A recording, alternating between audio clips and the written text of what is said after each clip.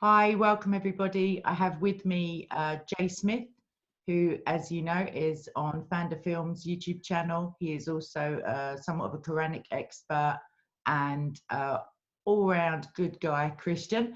I also have Robert Spencer, who is of Jihad Watch, the website, which the clue is in the title. He is also an author, as well as Jay, and his forthcoming book is a revised, and expanded version of a book he has previously written called Did Mohammed Exist? And that is available now on Amazon to pre-order and should be out around July of next year. And I will put the link in the description box for that, and also for Jay's back catalogue as well. With that, our chosen topic today is centered around the broader subject in Robert's forthcoming book, and it's the historicity of Muhammad, who is better known maybe as the Prophet of Islam. And with that, I think the guys are going to give 3 of their best reasons why he does not exist, and then I'm just going to look really stumped for a little while, try to make some counter argument, and then we'll just have a general discussion as to the ramifications potentially of his non-existence or his continued existence, as it were. And with that, I guess I'm going to go over to Jay, and we'll go around in a circle kind of thing. So welcome, Jay. Oh, thanks, Kay. Listen, I'm here really to listen to Robert. I would like to know what he thinks about all this new material. And also, I would like to hear from Robert why suddenly 2020, this has just exploded. What's going on? Suddenly, you've had your book out, Robert, since 2012. That's been out 8 years. We've had to digest it. Many of us have worked on it. But suddenly this year, 2020, 2 things have happened. One has been that interview about the Qira'at and the Ahruf that happened on June 8th with Yasser Qadhi and Mohammed Hijab. And that has taken a life of its own. It's known as Holes in the Narrative. That's the title that's given to that discussion. And that has been going right across the internet. People have lost their jobs. Muslims have left Islam. There has been an enormous amount of backlash from the Muslims. And we're just sitting tight and pretty because we've known that this is going to happen. We didn't know it was going to happen that quick. Simultaneously, your material on Did Muhammad Exist has suddenly come frothing to the surface. And people like Mel from Sneakers Corner, and also Bala from Sneakers Corner, and also our good friend Murad from Sneakers. They're all 3 from Sneakers Corner, but they're from 3 different countries. One, Mel, is from, he doesn't want me to tell you where he's from, but it's in Europe. I would say another guy named Joe, who is also from Europe, and then Murad from the Middle East, and then Bala from India. They have been working on this material for over 20 years. And I had been working on it for 25 years, ever since I did my first debate on it with Dr. Jamal Badawi back in 1995 at Cambridge University. So those of us who've been working at it in the background and letting it simmer and simmer and simmer and simmer, your book came out in 2012, Robert, and really exploded it. And that really gave a real impetus. But I didn't know you back then, so we really didn't have any contact. But in 2020, suddenly, an enormous amount of new material has just come to light in the coins and in the inscriptions. And also we think we now know who the original Muhammad was, but all this was not around a year ago. What's going on here? Robert, maybe you can help us. I really, I wish I could. I think the major thing that I would liken it to is the fall of the Berlin Wall. And you may recall that in the mid 80s, the early 80s, people were saying the Soviet Union is here to stay. We have to pursue détente. We have to figure out some way to get along with them. And it was only Ronald Reagan and a few others who thought, no, this whole superstructure is ripe for destruction. We just need to give it a little push. And he turned out to be right when nobody else saw it coming. And within a few years, the Berlin Wall came down and the Soviet Union collapsed. I think it's the same kind of thing here. You're very generous and kind to say that my first edition of Did Muhammad Exist in 2012 exploded this into the public consciousness, but I rather think that it's been your pushing and your colleagues debating Muslims going back to Badawi in 1995 and continuing to show, like, for example, the famous incidents of showing all the Qur'at at Speaker's Corner in London, in Hyde Park, and Muslims getting so angry and trying to snatch the Qur'ans away from you as you're leaving. these kinds of things made for an atmosphere where Muhammad Hijab and Yasser Qadi and others could no longer ignore or simply deny and dismiss the fact that there are different versions of the Quran. They couldn't pretend anymore that the Quran has been perfectly preserved and the text has never been altered and every last manuscript of the Quran is identical to every other manuscript. It was just too obvious. The weight of the evidence was too much. And I think that's what led to the notorious discussion that you mentioned between the two of them earlier this year. And the fact that others, Shabir Ali and others, have had to say that there are different copies, different editions, different versions of the Quranic text. They simply have to, because it's patently obvious to everyone. And so their old apologetic tactics don't work anymore. They have to formulate new ones and come up with some way to explain all this that has happened. All this that has come to light, I should say. One of the, and Kate, jump in at any time. Yeah, what I'd like to just add is that we, of course, know that well, if you're defending the truth, there's absolutely nothing wrong with trying to verify historically, discounting religious scripture as the clear historical evidence of the Bible, for example. There are people who have, for at least 300 years, attested to and researched the historical reality of Jesus. And I think that potentially Islam is way behind in that because of the red line and because of the fact that Islam views it as a sacred scripture. However, academics are not necessarily bound by this view, as it were. So I'm going to let Jay go on, but I'm hoping to hear your solid reasons, because I'm on the fence, to be honest. So, yeah. Okay.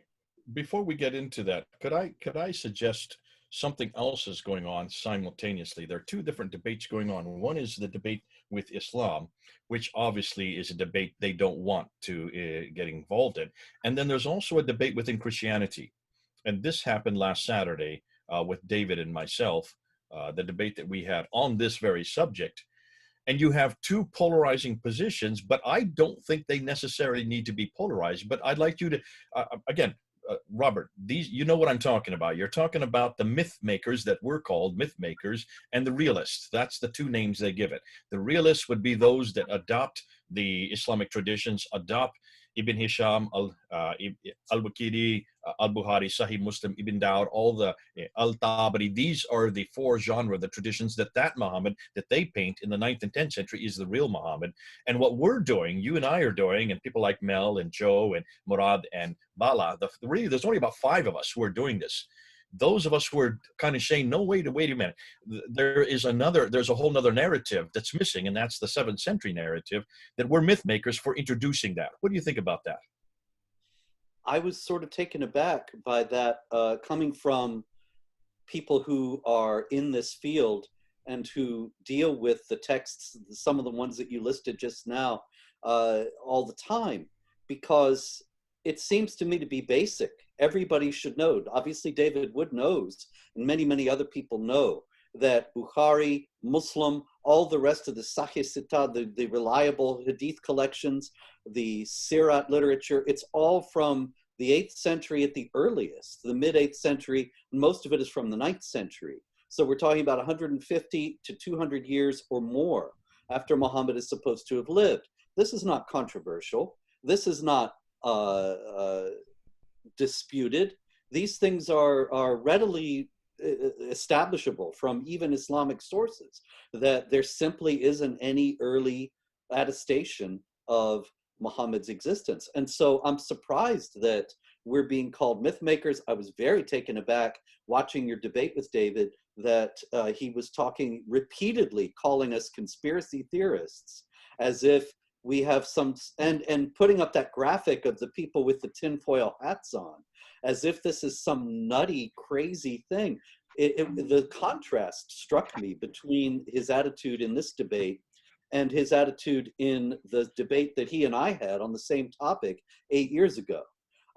There was none of this sneering, none of the charges of conspiracy theorizing and so on. Maybe I've forgotten, but I don't think that he was anything but completely gracious about the whole issue. Now, I have nothing but respect for David and a great deal of regard and admiration for his extraordinary work in confronting the inhumanity of Islamic teaching, confronting the falsehood of it, exposing so many things that I think probably many Muslims don't know about the contents of Islamic texts and teachings regarding Muhammad, regarding Islam in general. And so that has not changed and is not going to change. But the reality is that I thought it was very strange. It maybe even seemed a little bit defensive that he had to be so dismissive of this point of view. And I don't, maybe you can explain why you think that was. I can't imagine why, because ultimately I don't see that there's any disagreement between showing that Muhammad was a pedophile, a rapist, a warlord, all these things, and saying that these things don't have historical accuracy, that there was no person who did all these things. Because obviously Muslims believe that the Muhammad who is depicted in the Hadith and the Sirah is the prophet.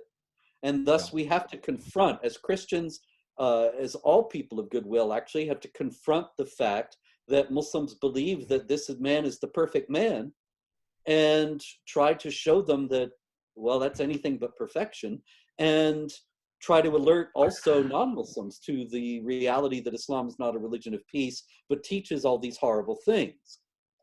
That is completely compatible. Let me explain what was going on there and what you're picking up, and it's other people picked it up as well. If you go up onto David Wood's Act 17 apologetics, to that debate, about 63,000 people have watched it now. Look at the comments, and the comments reflect what you're saying. There's a comment after comment after comment. David, what's wrong with you? You lost this debate. Why are you name calling? Why is it you only kept to one point all the way through? You kept repeating your point. You kept repeating principle of embarrassment, principle of embarrassment, principle of embarrassment, and then you talk about the psychological problems with Muhammad because he didn't have a father, his father figure, which is, you know, it's path. It's nothing really. But what was happening, and people didn't know the background to that. We had been there the whole weekend, David and I and Sam Shamoon. And if you know anything about David and Sam, they play on each other. And there is this, and that's what was happening the whole weekend. And the whole weekend, David was mocking me. Oh, here's the book of the man. Here's the book of the man, book of the man, book of the man, because that's the phrase I always use. And then he was saying, I'm going to destroy him. I'm going to destroy him. Watch and see. I'm going to destroy him in the debate. So that's the background. And, you know, I don't get into that. I just sit. It's like two of these boxers before they start a fight, they sit and stare each other down. That's what David was doing with me. He was trying to stare me down. I'm too old for that. I got gray hair. And I'm not sitting there. I could not stare him back. There's no way I could keep up with David with his repartee. He's quick on the uptake, and he's terrific at that kind of parlance. I'm not. It's not my generation. So when the debate started, he was still in that mode. And that's, as soon as I saw that he needed to shut down that mode and get into debate mode, which was okay. But when I had to laugh, though, remember at the very beginning, he says, Muslims, I'm on your side in this debate. You got to agree with me. It was everything I could do to keep from laughing, because I knew where he was going to go with this. I didn't know that he was going to use your material. I didn't know that he was just going to use the very same points, the same 8 points he gave to you.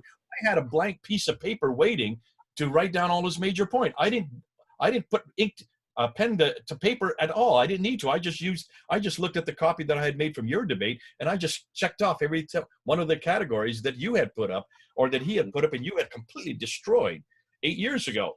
And that's why I was surprised that he hadn't moved on for 8 years. But let's get back to this idea. I still like to know, maybe, Kay, listening to what we've been saying right now, you still hold for the position that he did exist. So you would hold David's position. Not necessarily. What I would like to say in defense of David's position, and I haven't actually seen the video, but I can imagine the man in the book, book and the man thing, that just makes me laugh. But what I would say is if someone resorts to personalizing stuff, it generally means they don't have much in the way of like academic defense.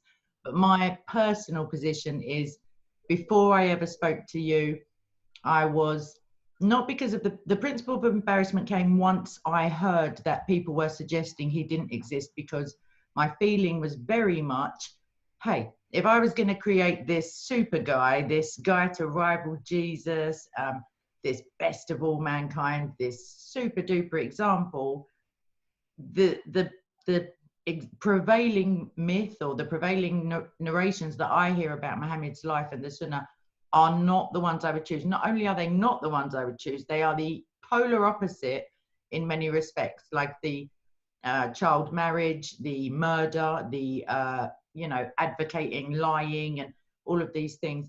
So in defense of David's position, potentially, I mean, that is a very strong argument. Whether or not it has historical value, and if it doesn't necessarily counter your many historical evidences, it in and of itself, people prefer, human nature is to die for the truth, which is what we always argue about the apostles. They the prevailing nature and his popularization, I'm sure myth has been interspersed, but that would be my feeling, although I'm now unsure. But that is a very strong reservation of mine, that I can't get my mind around. Why invent someone who I wouldn't even want to have a drink with, let alone like put next to or just below my God? Like, yeah, so my feeling is I'm unsure, although there has to be someone or some people upon whom these things are based because of the timing. Like within Arabia, certain things happened at certain times, and then it just spread throughout the world. And that doesn't generally happen just because some guy goes, oh, I think I'm just going to tell my neighbor about this imaginary dude. Like, so that's how I feel. Robert, why don't you answer her? Robert's got a great answer to this. I want to hear him do it. Go ahead now, Robert. Well, consider this. You know how people say that travel is broadening because if you go to another place, you see that people behave differently and have different attitudes and assumptions from the ones in your own home, in your own area. And so people have always counseled that travel is a great cure for a kind of parochialism and narrowness, and a perspective on the world that might be a little bit too simplistic. Now, the problem with David's position, or the problem with, I should say, the whole idea that of the principle of embarrassment, is that also it is broadening to it's chronologically parochial. To go back to read especially ancient literature, to read literature from any other time or place, is also broadening. It's like a certain kind of traveling while sitting in your own chair. It is to encounter people who have different perspectives and outlooks and views on life, ones that you would never imagine. And that is the explanation in general of why it is that a person might be invented who is so noxious to us as Muhammad is, who is so absolutely outrageously unappealing. And people think this is the perfect man. This is the model of all conduct. This is the prototypical human being, because those were their values. The values of the people who put him together are reflected in their product. And so they had marriages to children, and they thought there's nothing wrong with marriages to children. We'll make our prophet marry a child just to make sure that this is something that is behavior that is enshrined. Actually, you see, there's another aspect to this that's related and connected to this as well. And that is that there were differing factions in the Muslim world. Jay emphasized in the debate with David just now that Islam as we know it is a product of the Abbasid Caliphate. And this is something that corresponds with my own work in Did Muhammad Exist? That the Abbasids charged the Umayyads, the preceding caliphate that ended in the year 750, with irreligion, because they were coming in with what we know of as Islam, which had not been formulated in anything like the way that it is now during the Umayyad period. But there was a great long period of flux in which you have people of different factions, and not just the Umayyads and Abbasids either, but others as well, who are vying for hegemony in this group. And once the idea of Muhammad as a prophet, as an individual, gets established, and people are inventing various stories about him, even the Muslim sources agree that stories were invented in order to support the point of view of a particular faction on a particular issue. So that, for example, you have Bukhari, the collector of hadith, and he supposedly went around the Islamic world and collected 300,000 stories of Muhammad's words and deeds. Then he rejected 293,000 of them as inauthentic and kept 7,000. And even those are full of repetition. Can I just correct that, Robert? I think it's 600,000, and he brought it down to 7,397. So 600,000. I have 300,000 in the book. I'll have to check my source, but go and correct that. Whilst you're arguing about, but in any case, it's a whole lot of stories that he rejected, hundreds of thousands that are considered to be forgeries. Tens of thousands, hundreds of thousands of stories of Muhammad that Muslims will tell you are forgeries. Now, the ones that remain have no greater value historically. They don't date from the 7th century. They're not attested by oral tradition. In their existence is not referred to. There is nothing. It is just that they reflected the party that won out, the point of view of the party that won out. The party that won out may have wanted child marriage, may have wanted especially a warrior prophet, so that they could point to the example of their prophet, because they themselves were warriors and they wanted to expand their empire and protect it. And so they needed to invent a prophet who would hold up war as a value, and so on. You can take every one of the strange things that David notes and many others and explain it in a way that makes sense in light of the perspective of the people who are inventing the stories. Like, one of the most difficult is, as they discussed in the debate, is in Surah 33 of the Quran, where Muhammad marries his ex-daughter-in-law. He, according to a hadith, his daughter-in-law was very beautiful, Zainab, and he went to see her. He went to see his son, actually, his adopted son, Zayd, and Zainab opened the door. She wasn't fully dressed. Muhammad went away, overcome with the impression of her beauty. And Zayd comes to him later, because he did not have a happy marriage. And he says, how about I divorce her and you take her? And Muhammad said, no, keep your wife and fear Allah. And then later, Allah tells Muhammad, you shouldn't have rejected this. I want you to marry Zainab. And so Muhammad wakes up out of his trance and says, who will tell Zainab that Allah has married her to me? And so this is this terrible story of Muhammad being a lustful individual who can't control himself and ends up seizing the wife of his adopted son. And people, Christian apologists and many others, have pointed to this throughout history and said, see, your prophet is somebody who can't control himself and is overcome with lust. He's hardly an example of human behavior. But what is a telling aspect of the story that is often overlooked is that when it's told in very elliptical and fragmented fashion in the Quran, it's really just alluded to in the Quran itself and then elucidated at greater length in the Hadith. The Quran ends up with the episode in chapter 33, verse 40 by saying, Muhammad is not the father of any of your men, but he is the seal of the prophets. And the adopted son is disavowed, because adoption is disallowed in the same chapter of the Quran. So the whole thing, some people have posited, particularly a scholar, David Powers, has posited that the whole thing is about the fact that in Hadith literature, you'll also find the idea that all the prophets are related. Of course, the Quran notoriously says that Jesus is Moses' nephew, because they call Mary, his mother, the sister of Aaron, his brother, confusing her with Miriam, the sister of Moses, because it's the same word in Arab, same name in Arabic, Maryam. So if all the prophets are related, if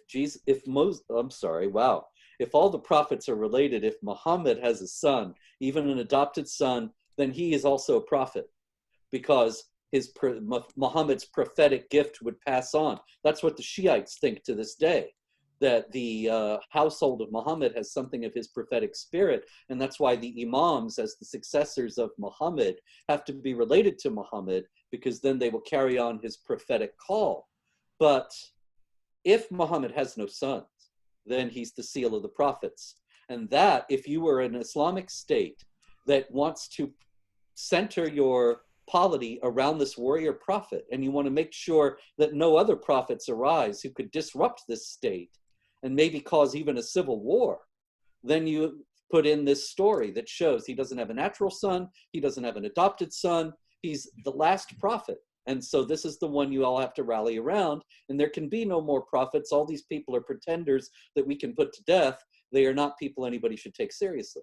So even that story doesn't necessarily, even though it's deeply embarrassing to Muslims from the standpoint of any rational morality, or certainly of Christian morality, nonetheless, it doesn't necessarily establish anything regarding the historicity of the figure discussed.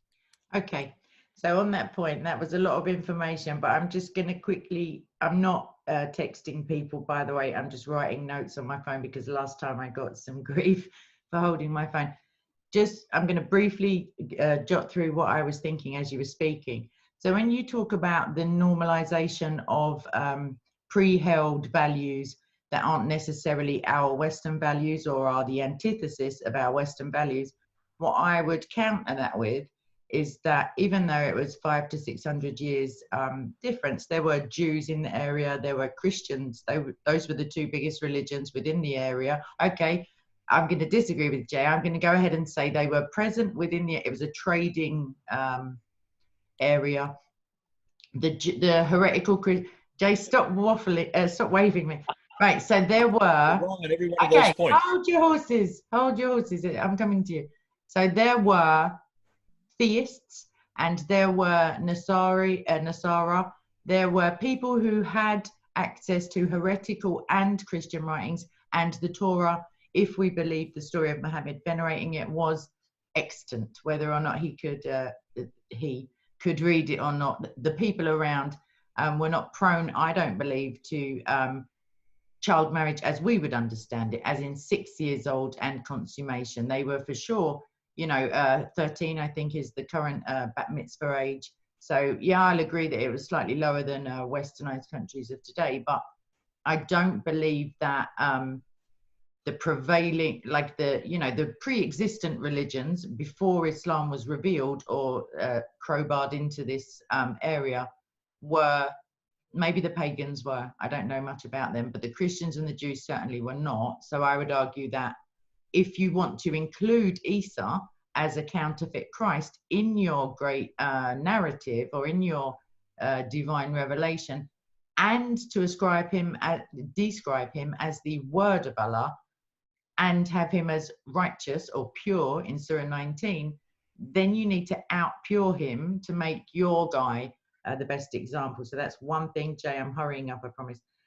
So the tradition of, grading hadith, because you say, then they threw out so many accounts of him, that it could lend credence to the fact that the ones that remained were by some systematic, going through, were deemed to be sahih, although of course the hadiths, like you said earlier, probably 9th century when it's established as a science, sorry. And the Quran, of course, doesn't really contain much about Muhammad in terms of like proper narratives, more just kind of glancing, reference. So we as Christians have no problem nowadays. When I was younger, I heard oftentimes Christians, even priests and vicars, saying that the God of Islam, and they still do to some extent, is the one true God, even though now, if you read the Quran, you can be accused of hate speech by literally just reading it. Me personally, I don't have any problem with a fake Jibril. I know that's not Gabriel. Muhammad, in his first instance, in his gut reaction was, that's not Gabriel, that is a demon. I've also no problem whatsoever in declaring that Allah is not Yahweh, because of Allah's own words on the subject. and on the subject of marriage, on the subject of lying, on the subject of murder, on the subject of jizya, end time prophecies, all of those things do not tie up to my God. And I also have no problem. So back to David, on the one hand, my knee-jerk reaction is that it would be pretty disheartening, maybe, to spend years and years studying a character who is attested to as a real historical figure, only to kind of have the rug pulled out beneath you, even though it goes for your cause in the ridicule and the, the presumption is, and I know it to be true, David is doing this in order to lead people out of Islam so they can therefore, please God, be led into salvation. But still, it's a kind of kick in the teeth, as in, the guy didn't exist in the first place. Why didn't I just go with something else? But at the same time, I'm sure David obviously realizes that Allah isn't God, Jibril isn't Gabriel, Maryam for sure is not Mary, because she's a very young looking Maryam while she's under the palm tree. She doesn't look 1200 years old, or however, previous Aaron was. So yeah, those are my counters to your points. I would have to look into it much more than the half an hour I spent looking into it earlier. Maybe I'll get your older version of the book and fill myself in for the next time. Jake, over to you. Go ahead, Robert. Well, there's just one thing about David again, and that was to complete the point I was making earlier. I just find it puzzling that I don't see any difficulty, any discrepancy here. Like in what you're saying right now, Kay, I really just don't get it. Actually, though, maybe I should, because for years now, Muslims have made this point to me. They say, you're completely inconsistent. You've made the mother of all flip-flops. That was actually the exact words of an Islamic apologist speaking to me. He said, you wrote a biography of Muhammad based on the Sirah of Ibn Ishaq, obviously through Ibn Hisham and the Sirah literature and the Hadith and so on. And then you write a book saying that none of it is historical. And I don't see any contradiction there at all, because Muslims still believe this canonical story of Muhammad. And insofar as they do, then what David does and Sam and all the others, and what I do to a tremendous degree as well, is to show them that these things are inhuman, that these things lead to violence and oppression, they lead to ruining people's lives, and that there's a better way to live. Sure. And that the fact that these things did not happen doesn't change that in the slightest degree. It's like saying, well, Macbeth never really was king of Scotland. You what? And so you're joking me. All right, cook this all off. I can't believe it. Yeah, but you see what I mean? That if we say that Macbeth is not a historical figure, then we can't quote him in the Shakespeare play. No, the Shakespeare play is what it is, and he says what he says in it. And so we can have all kinds of discussions about the significance of that and the meaning of that. But that doesn't mean that he actually lived. And it's the same thing here. I don't see any contradiction. So I still don't know why David would find it necessary. I mean, I guess as a debating tactic, I can see it. That you want to try to rock back your opponent, you want to try to intimidate a little bit. It's actually a tactic that Islamic apologists love to use, to try to put the Christian speaker on the defensive, maybe sow a little doubt in your mind, so that you're off balance, and then you can't present your best case in the best way. As a tactic, sure, but otherwise I don't see any justification for acting as if it's some nutty conspiracy theory. The other thing you asked me right at the beginning was to list 3 reasons why I don't think that Muhammad, as he's depicted in the Sirah and the Hadith, is historical. And one of the primary reasons for that, and one of the reasons why this is not a nutty conspiracy theory, is that for the first nearly a century, and certainly for the first 60 years, after Muhammad is supposed to have died, then you don't have anything about him and virtually no mention of him. There are a couple of scattered mentions here and there of Muhammad in non-Muslim literature. And then there's no Muslim literature about this whatsoever. And so you don't start to hear about Muhammad, the prophet of Islam, or Islam itself, or the Quran, until the last decade of the 600s and the early part of the 700s. And that is, Muhammad died in 632, so that's an extraordinary gap. If you compare, and this is another useful thing to do, in the first place, though, I have to add the caveat that the situations are completely different. Muhammad may be completely fictional, and that doesn't have anything to do with the historical investigations of Christianity.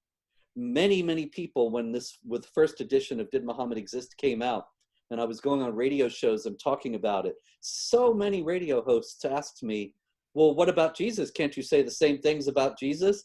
And so I had to say, well, in the first place, that's completely irrelevant, because it's just two separate situations and they may have nothing to do with one another. But also it's a useful analogy, because the Lord Jesus died and rose from the dead in the early part of the 30s of the first century. So it's roughly analogous to Muhammad in 632 dying, 600 years before. And so if you look at the 30s, when Jesus dies and rises again, then you look at the 90s, 60 years later, you have the New Testament has been written, you have non-Christians speaking about the existence of Christianity and of churches, you have churches all around the Mediterranean area, you have the post-Christian writers, Clement of Rome and so on, writing and making reference to various passages of the New Testament. So you have a great deal of attestation of the existence of the Lord Jesus, a tremendous amount, much more than you have in the case of Muhammad, where, just by contrast, in the year 638, 637, 638, thereabouts, the Arab armies conquered Jerusalem. Now, you would expect, if this was 6 years after Muhammad, and if Muhammad was real, if Muhammad was the false prophet that David talks about, that if Muhammad had told us everything that we have now in the Hadith, that it was all spoken the way that it's depicted in the Hadith, that he said it all, and the Quran was all together, all written, not collected together, but the entirety of the Quran, because after all, it was revealed to Muhammad. So by 638, if the canonical story is true, then the Muslims have the Quran, and they have this incredible wealth of material. It's an oral tradition, but that's not disqualifying, because this was a time when people had, when in oral cultures, people had prodigious memories. Homer and the Greek bards, they memorized all of the Iliad and the Odyssey, no problem. And so the Hadith literature may have been all preserved orally, but it had to exist if it all comes from Muhammad. So in 638, because Muhammad said, and the Quran says, to make war against the unbelievers and subjugate them and so on, they conquer Jerusalem. One would think that they're talking all about their prophet, all about their new religion, all about their holy book, because that's why they did this, right? And so there's a very famous story, a legendary story, of Sophronius, the Patriarch of Jerusalem, the leader of the church in Jerusalem. And he meets Umar, the Caliph, at the gates of Jerusalem and shows him around the city. And at the Church of the Holy Sepulchre, the church that houses the tomb of Christ, where he rose from the dead, Sophronius invites him in and says, go in and say a prayer. And Umar magnanimously and generously, graciously says, no, I won't go in and pray there, because if I do, then my followers will claim it for a mosque, and I'm going to leave this church for you Christians. That story is told to this day as an example of Islamic tolerance. However, that story also, like the Hadith, doesn't date from anything earlier than the 9th century. We only hear about it first in the 800s. In the 600s, though, we have writings of Sophronius himself, We have actually quite extensive writings of Sophronius himself, and in them, he never mentions Umar, he never mentions Islam, he never mentions the Quran, he never mentions Muhammad, even though he says that these invaders came, they laid waste to the churches, they sowed great havoc and destruction, they were God's judgment on the area. He speaks to a tremendous, at great length, about the theological meaning of the destruction of Christian Jerusalem. And nowhere does he say these people had a new religion or a new prophet or a new holy book. Now, that's an extraordinary omission. If these people came in with the words of their new prophet ringing in their ears and their oral traditions about their prophet memorized and their Quran memorized, and they're very proud of their new religion, that's the impetus for their conquest, why don't they ever mention it? Why doesn't he doesn't even give any indication that he knows anything about it. And every other non-Muslim writer who encounters the invaders all through the 7th century has the same experience. They give no hint anywhere that they have this new religion. Now you contrast that with the missionary travels of St. Paul, the formulation of the New Testament, the epistles, the establishment of churches in Asia Minor and in Europe. There's nothing analogous to that. We have the conquests, but none of the what is supposed to be the theological and ideological superstructure of those conquests. Okay, so I'd like to, seeing as how I've literally got 2 experts on the subject, just a cursory, like a quick search of some internet stuff. And I have a claim, at least, that somebody called Thomas the Presbyter, who is apparently an early Syriac source and a Christian writer, dating to around 640, gives the earliest mention of Muhammad and tells us that his followers made a raid around Gaza. So that's like close in time, as opposed to, your rightly stated, he doesn't seem to appear for a little while. And another Syrian manuscript mentions Muhammad and the Arab conquests, and this also comes from the year 634. So that's 2 years after Muhammad died. In a catalogue of Syriac manuscripts in the British Museum. And yeah, basically someone called W. Wright has dated them to around 636 or around that time. So those are 3 that I think Jay can speak on, if I'm right in my... Robert, go ahead. That's the presbyter, Thomas the Presbyter, and Doctrina Iacobi. How would you answer those 2? Well, they are mentions of Muhammad. There's no doubt about that. But that's all they are, is mentions of Muhammad. They don't notably mention Islam or the Quran. They don't give us any details about Muhammad, except things that aren't true, according to the canonical Islamic story. Just correct one thing. The Doctrina Iacobi does not mention Muhammad. Is that the one that says he's the prophet? That's the one that's 634. That does not mention Muhammad. It just says a prophet who's in Jerusalem, who's from the Saracen, a Saracen prophet. Is that the one that says he's invading Syria, or is that the other one? Is that Thomas the Presbyter? Thomas the Presbyter says he's invading Syria. He does mention the name Muhammad. And Thomas also, according to the writer of this, meant like that he led some kind of movement. So so you've got Doctrina Iacobi that, as Jay says, does not mention Muhammad. I had thought that it did, but I haven't looked at these things today. In any case, it does discuss this prophet, but it says that he is preaching, what is it, the one who is to come or something like that? And he comes with the keys to paradise. Yes. So there is no such. No, he's preaching isn't he saying that somebody else is going to come after him? He does say that, and he also says he's bringing the key to paradise. Neither one of those things or anything that's in the canonical Islamic literature about Muhammad. He's the seal of the prophets. He's the last one, so nobody's going to come after him. And he doesn't bring the keys to paradise. That's something that you find in the Gospel of Matthew, but you don't find in the Quran or in the Hadith. So that's one problem. that if that prophet is the Muhammad that we know, what is ascribed to him is completely different from what we know about Muhammad from the canonical sources. So it may be some connection to one of the people whose legends were incorporated into the Muhammad myth, but it doesn't get us anywhere closer to the Muhammad of Islam. And it's the same thing with the other one, excuse me, that mentions the Tayyeh of Muhammad that are invading Syria.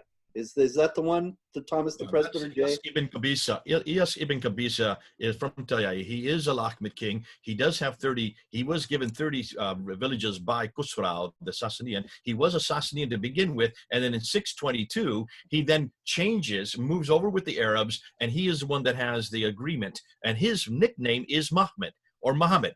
That is his nickname. So it's obviously that Thomas the Presbyter is referring to him, not the Muhammad of the 9th century. So Medina, Medina, he lives way up in Hira, in what is today Kufa, just southwest of Baghdad. So he lives hundreds of miles further north, and he lives far to the east. He is the one that introduces the whole Arab identity, because he then confronts the Sassanians who have been destroyed by Heraclius in 622. That's why 622 is so important, because that's the beginning of this identity of the Arabs. Now he then, once he does that and brings this relationship with the Jews finally in place, that makes sense, because remember, the seminaries for the Jews and the Christians are in Hira, where he grew up.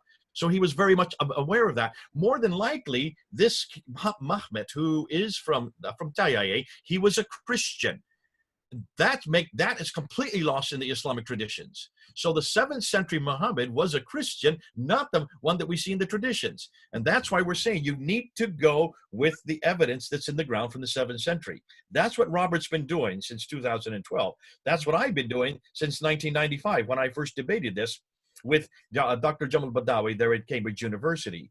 Now, what's fascinating, I'm not going to go into all the material. I gave about 30 different areas where I think that we now have evidence. We could go into all the rock inscriptions. None of them refer to Muhammad, yet they're from the very time that Muhammad existed. We could go into the coins. The coins are probably the most damaging, because the coins they're minted by these Arab leaders in 620, 630, 640, 650, up until Muawiyah in 661. His coins are then minted. Nothing, again, as Robert's been saying, there's nothing on any of these coins for someone named Abu Bakr or Umar or Uthman or Ali. Their names don't appear. Yet that's how you introduce yourself when you're a leader. You introduce yourself with coins. No, none of them are on those coins. Muawiyah is the first of what we would think of as a Muslim leader, but he has nothing to do with Islam, because all of his coins in the east, which are silver, are all Zoroastrian. All of his coins in the west, which are gold and copper, are Christian. He's wearing a cross on his head. He's holding a cross in his hand. Why would a Muslim be holding a cross in his hand? Can you see? Muawiyah is not a Muslim. And he has the star and the moon, which is a Sassanian royal power. That is a political symbol. That was Sassanian, because he is minting these coins in Iran, which is the Sassanid area. But I think we could go into a whole pile of this if we want to. I don't think that's important. What I would like to do is segue a little bit into this idea as we being the myth makers, Robert. Remember, he said we're the myth makers, we're the ones that are conspiracy theorists. And he missed, I think, the most important argument that every Muslim, whenever I brought any of this material for, they always come back with one argument. They would never come back with a principle of embarrassment, for one very good reason. They don't think he's embarrassing. He's quite normal. In fact, we think he's embarrassing because we're looking at him with biblical eyes. And from a biblical perspective, he is absolutely embarrassing. And that's why I say, when you look at a lot of David Wood's if you go up on his YouTube, there aren't many Muslims looking at his YouTube. Take a look at all the comments. Very few Muslims. When you look at our YouTube, they're full of Muslims. Why is it they're all watching our YouTubes and they're not watching David's?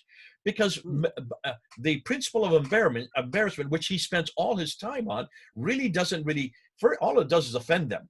They feel offended by it, but they don't see it as anything that's going to change their mind, because they don't see it offensive. They realize that we see it as offensive. Now, the one argument they always come back with is the argument from silence.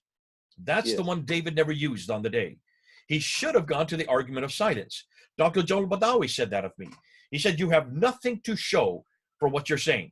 it is all silence. But evidence of absence of evidence is not evidence of absence, which is what you hear all the time.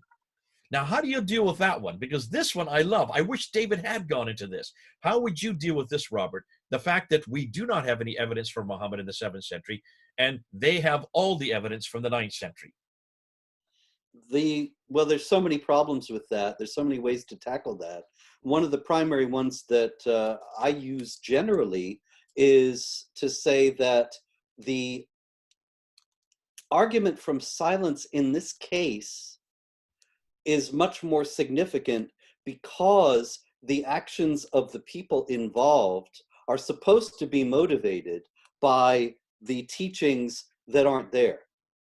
And so that is connected to what I was saying before, that you have, for example, these invaders, and they're supposed to be motivated by the martial teachings of the Quran and Muhammad, and yet they never mention the martial teachings of the Quran and Muhammad. That's not your ordinary argument from silence.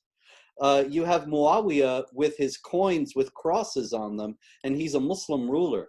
There was a Muslim reviewer of the first edition of Did Muhammad Exist who said that I make a great deal of the fact that some of the early Muslim coins have crosses on them.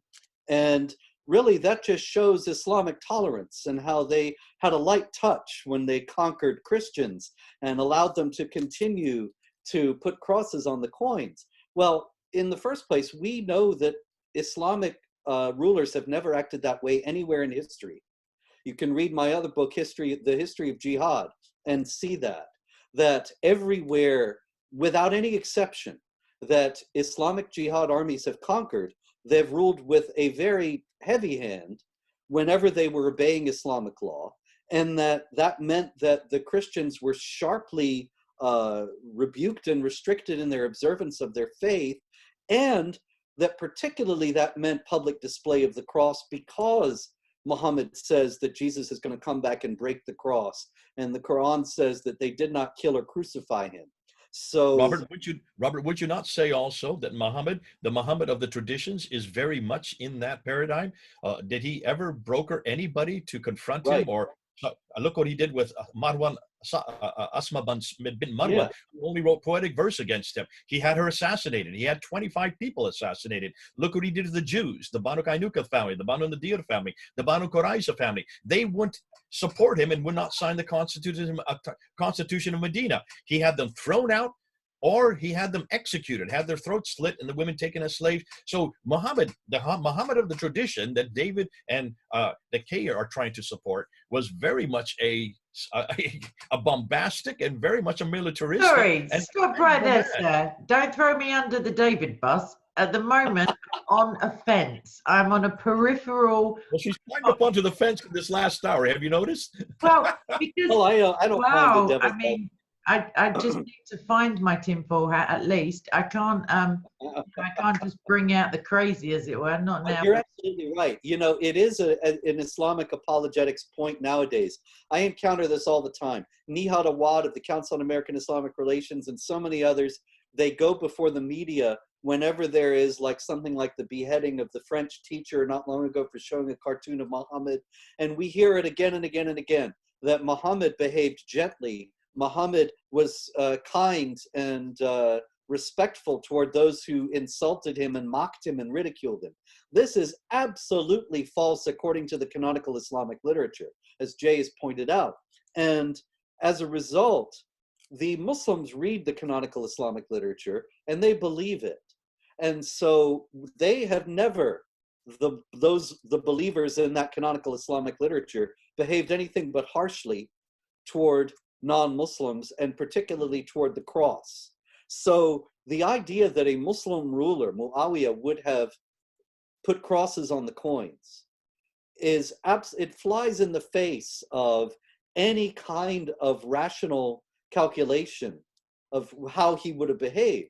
And so it's not remotely like just an argument from silence, because it's not just a silence, it's a direct transgression of the principles upon which his state is supposed to be based.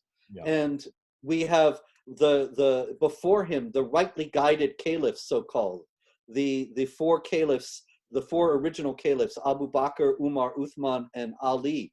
And they're supposed to be the golden age, the perfect guys. I mean, the ones who give us the best example of what a caliphate is supposed to be. And they're immediately, if we're going to believe that this is just this strange argument from silence omission, then they completely ignored and sometimes outright denied the basis and foundation of their faith and their political polity and their political entity.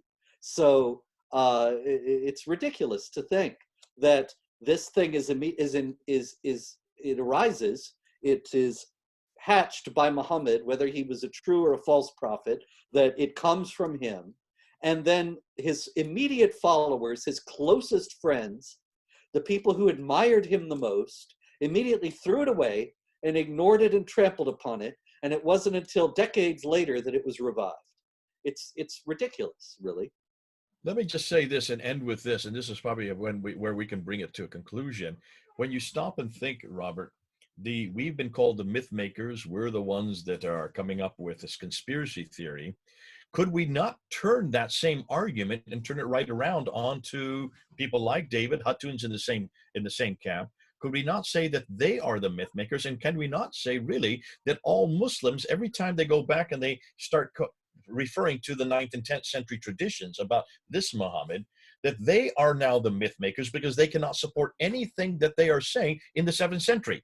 And we suddenly are no longer the myth makers. We're not the conspiracy theorists. We are the realists because we are coming up with evidence from the 7th century, which they refuse to do. And in any historical critique, is that not what a historian should do?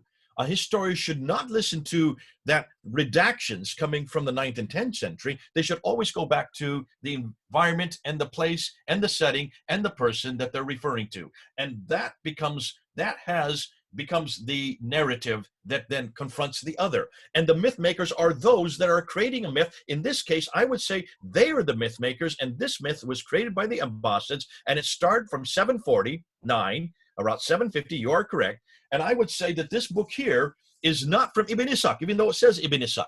This has nothing to do with Ibn Ishaq. This has everything to do with Ibn Hisham. This comes another 70 years later, so it's taken them 70 years to finally standardize because Ibn Ishaq got it wrong. And that's why they threw it out and they created this more. So they needed that myth. And the myth that they finally came to was the Ibn Hisham, the Muhammad of Ibn Hisham. But they still didn't have his sayings. And that took him another 40 years to even get that put together. And that's why al-Bukhari was given 600,000 of these very real stories, and he whittles them down to 7,397. That's the myth, and that's the conspiracy that they want. So I would suggest that now Islam, the Islam that we're practicing today, is the myth, is the legend, and I would say it is the conspiracy that was created by the Abbasids, because that is their narrative now. They needed him more than anybody else. And I therefore want to go to the Muhammad of history. I'm sick and tired of the Muhammad of faith, because that's all you're getting, and that's all we've been taught. Let's go back to the Muhammad of history. That's why I can't wait for your next book to come up, because your book, and this is here, I have the first facsimile of it. I'm the first one to own it. I don't even have a cover for it yet. So I am the first one because you gave me a pre-publication copy. I'm going to be the first one to say, folks, get this book. Because that is going to be, we're starting to scratch, we're starting to find who the real Muhammad is. And the real Muhammad that we're going to be introducing, that Robert's going to be introducing, is not the Muhammad of the 9th century. But it looks like we pretty well know what did happen in the 7th century. And I can't wait to get your book. I've got it already, so what am I saying? But I can't wait till everybody else to get your book. We'll give you the last say, Robert, because this is your material and this is your time. Well, thank you very much, Jay. You're really the trendsetter. You're the pioneer, I should say, in this field. And my hat's off to you. I appreciate your kind words very much. I thought your point in the debate with David was very extraordinarily precise. It was a Moab of its own in saying that he, as a Christian, ought to be reading the Gospel of Thomas if he is going to be working the way he works with Islam, because the Gospel of Thomas, instead of being something from the time of the apostles, comes up a couple hundred years later. And so if he's Exactly going to take 200 years material later, about just like Ibn Hisham. yeah. So if he's going to take material about Muhammad that's a couple hundred years later and act as if it's authentic, at the expense of what you've discovered and others have discovered about the actual historical circumstances of the origins of Islam, then likewise he should throw out the canonical Gospels and go with the Gnostic Apocrypha from 200 years later. I was laughing. That's a very powerful point that You know, David never picked up on it. He never, I don't even think he understood. Sure. But that shows who's wearing the tinfoil hat and who is the myth maker indeed. Okay, good stuff. Okay, you're muted. Yeah, I was going to say Mohammed picked up on it because it finds its way into the Quran. So either Jibril was a fan of Thomas or certainly Mohammed. So, oh, you know, Kay, that reminds me of one thing. I don't want to prolong, keep everyone too long, but it's important, I think, to note that a lot of this material, the principle of embarrassment material that we were discussing earlier, it reflects cultural practices of the time. And even though there were Jews and there were heretical Christians and so on, that somehow were connected with the origins of this thing, it's a vastly different moral environment. And a lot of the practices that we would find terrible, like the child marriage and so on, were what the people of the time took for granted and they canonized when they put their prophet together and their religion together. And this is one of the reasons why we see traces of this today, that nowadays we see when people talk about things like female genital mutilation or honor killing, that there is not very strong or clear attestation for its being Islamic. And so it's routinely dismissed in the establishment media as being cultural, as if in Pakistan or Saudi Arabia or Iran, there is some non-Muslim cultural practice that has persisted despite the overwhelming dominance of Islam for centuries in these countries. It strains credulity, but also it ignores the fact that, you mean? Just like the eating of pork and the uncovered shoulders and the just general wafting around of everybody else in major Muslim countries. No, of course that not. all these cultural practices, and actually there's not that sharp a distinction between them and Islam, because Islam is to a tremendous degree the canonization of cultural practices of the time and place in which it was made. And so it shouldn't be surprising that we find that these same cultural practices that have some attestation in Islam or a bit of a slight attestation in Islam, they are nonetheless deeply rooted in Islamic culture because they predate Islam itself and they arise from the same well springs. Yeah. Okay, so I guess I'm going to have the last word, even though I'm not an expert at all. One of my last words is please do look on Amazon and pre-order, because obviously deliveries and stuff can be a little bit disrupted by our current status quo. Also, while you're at it, I mean, it'd still be a Christmas gift, I guess, or an Easter gift if you pre-order for somebody else. Also, Jay has an extensive back catalogue, as does Robert. I have not, so don't bother looking for any of mine. I guess someone needs to go and excavate the grave of Mohammed just to have a look and find out like who is in there. We can hopefully come back and discuss again, like who. So now you've established, sorry, I'm still on the, I don't want to go against David, to be fair, because I love his stuff. I also love you both. So I'm just going to rise above this. But one of the foremost collectors of the age. We won't watch. Extraordinary. It's a hallmark of the fact that we are Christians and not Muslims, that we are able to have disagreement and love each other and continue to respect one another's work. If we were all Muslims, maybe one or more of us would be dead at this point. Well, okay, murderous intent. Let me just say one thing, Kate. Sorry, can I just put this? Let me just finish on this point. continue to support David. There's no reason why you should go against David. David has to do this. Hatun has to do this. Sam Shamoun has to do this, because the vast majority, 99.9% of Muslims still believe that Muhammad, the Muhammad of the tradition, is their Muhammad. Yeah. Therefore, we've got to shut that Muhammad down. So David needs to continue. So do you. So do anybody else. In fact, that was my career. That's what my career was back when I was their age. I did that all the time. I've moved now into the historical critique because of the material that's now, the historical material that's come to the fore. But please, can you understand, whether David wins or I win, Muhammad loses. Loses. Exactly. That's perfect. And what I would also like to add is that as Christians, none of us, I'm sure, I wouldn't like to speak for Sam because I just wouldn't, but I'm sure that Sam, Hatun, David, yourself, Robert, and I all agree that whoever Mohammed was, whether he was another dude, whether he was an amalgamation of people, whether he was just a complete fabrication, none of them, the Mohammed who is accepted within Islam is not. None of us Christians believe in a guy who potentially spat in a well and the water was somehow miraculously transformed, or defecated in the desert and an oasis may have appeared, or you know, like went so clearly against the teachings of Yahweh and yet was somehow like you know, riding off on donkeys and you know, basically that kind of I was gonna You're say making an that excellent kind of point. I've never heard of this pooping oases. Where does that come from? Well, no, I think the hadith is that oh my gosh, maybe I'll clip this out, but wherever the ground would swallow it up, and I don't know, some fragrant something or other. But toilet humor aside, I don't buy it. There you go. There's your next book, Robert. There's your next book. The man who pooped oases all over the Middle East. No, the other serious. All my books are already in that vein.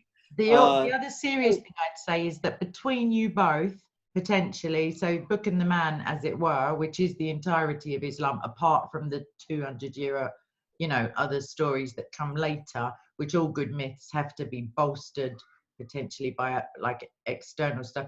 But between you, one of you has managed to be central in taking down the book and the other the man. So I feel pretty blessed to be able to say that I know you both and have great affection for you both. And thank you very much for tolerating my ignorance on this subject and being benign enough to allow me to ask my question. One very small final point is that your point about the fact that as Christians we know that there's nothing good in Muhammad's example is very important in light of the fact that there's so many Christian leaders who are pretending. Even I came across, I can't remember who it was, but it was at Jihad Watch the other day, my website.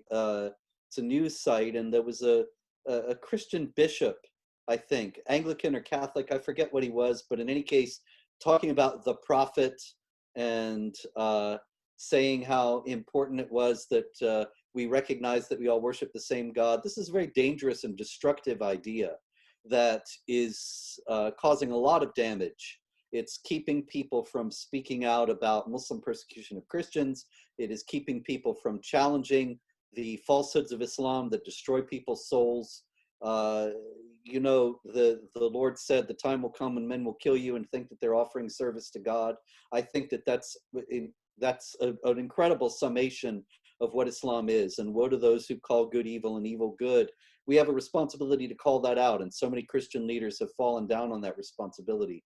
So it's all the more important that we continue to insist on that exact point. Amen. I completely agree. So on that, oh, sorry, Jay, you're muted.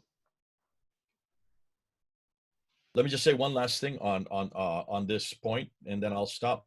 You notice this whole discussion today has been on whether Muhammad is embarrassing or whether Muhammad even existed. On both points, you can see there is a problem for Islam.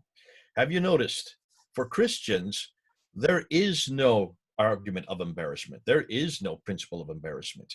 Isn't it interesting that, you know, and for 40 years that I've been working with Muslims, I have always asked them, well, they've always come to me and they say, you know, we love Jesus.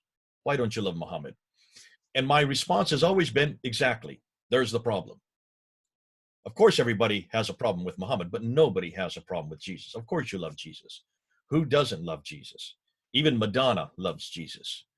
I can't think of anybody that doesn't love Jesus because there's nothing embarrassing about him. There's nothing you can throw at him. There's nothing that besmirches his character. Everything Jesus does is as appropriate and as relevant today as it was the day he did it 2,000 years ago. And who else can stand up to every criticism, and even the historical criticism, as you so rightly said, Robert? We have gone through the historical criticism on Jesus for the last 150 years. We're way ahead of Islam in this historical problem. And that's the beauty of it. The historical critique, whereas it destroys Muhammad historically, it actually elevates Jesus historically. The Jesus of faith is the Jesus of history. The Muhammad of faith is nothing like the Muhammad of history. And that's the beauty of this whole discussion. When you do a like with like, I'm so glad that I don't have to defend Jesus on this. I'm so glad that there aren't Muslims out there sitting there slagging off Jesus. They can't, they daren't. Nobody can, because there's nothing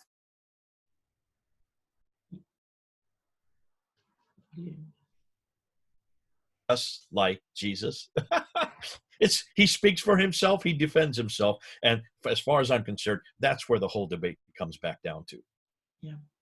I'd just like to say, for any sincere Muslims who are watching, who are sincerely interested in knowing the truth, aside from the fact that the truth is Jesus Christ, and he attests even to this in the Bible, which is available from all good bookstores, and you don't need to pre-order it. It's been around for a long time. It's been pored over and criticized and researched and attested to, and the books within the Bible that are referred, other external books are also available for your reference. None of that I know of have ever had an event in history where they've all been burned and standardized. Every English translation is, of course, only one step away from the Greek or the Hebrew. They don't just go around like transcribing the last English one and the last English one. But for sincere Muslims, please don't, if possible, take offense at what we're saying, but with an open heart and an inquiring mind. Even though Mohammed says in references, don't ask questions, you're not asking questions if you're doing your own research. I think you're allowed to ask yourself questions and God questions. I think it's more like don't bother the scholars. So please do look into it. If you'd like any other information, obviously get Robert's book, look at Jay's work on the Quran and the preservation or non-preservation even of the Quran. And between them both, hopefully, they're both coming from a loving place, as am I. Christ says that we must love everybody, so that's you included, whoever you are, you unlucky chap or chapess.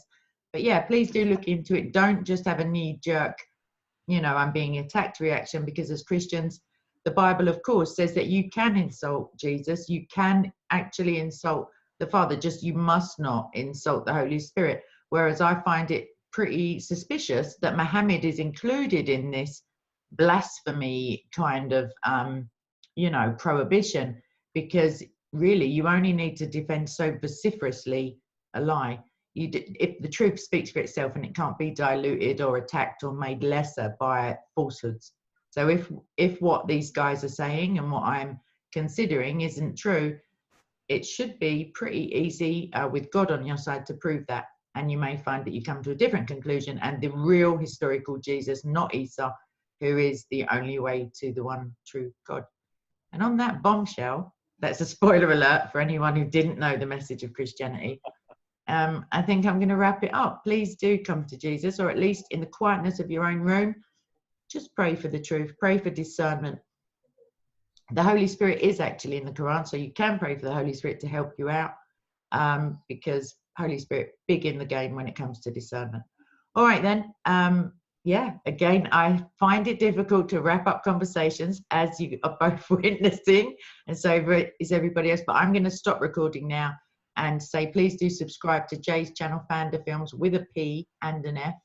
And Robert's, yours Jihad Watch on YouTube? No, I think it's Jihad Watch Video. I really need to do more with it. He's not fussed. He's a big-time author, everyone. I mean, but yeah, please do go and subscribe there. Soko Films, and of course, Soko Films. And lastly, Soko Studio, because that's a backup channel, because you never know what you never know. So anyway, God bless you all. Take care, and bye-bye.